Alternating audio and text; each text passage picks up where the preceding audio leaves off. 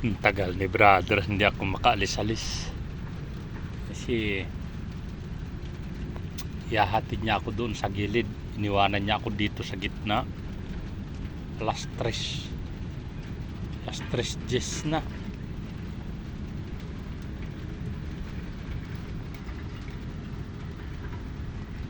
Huwag naman sana magpaabot ng gabi. Ano kaya nangyari kay brother? Wala naman sana. Kanina pa umalis yun eh. Hindi pa kumakain. Hindi ba nagugutom yun? Hindi pa siya kumakain. Ako gutom na nga ako eh. Nahanap ko yung tinapay kung saan niya tinago. O inubos niya na. Brother, bumalik ka na. Uwi na ako. Gutom na ako eh.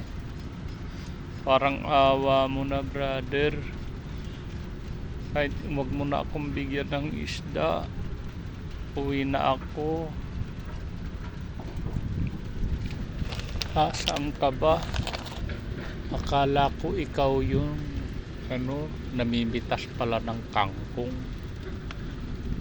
Ano ba yan?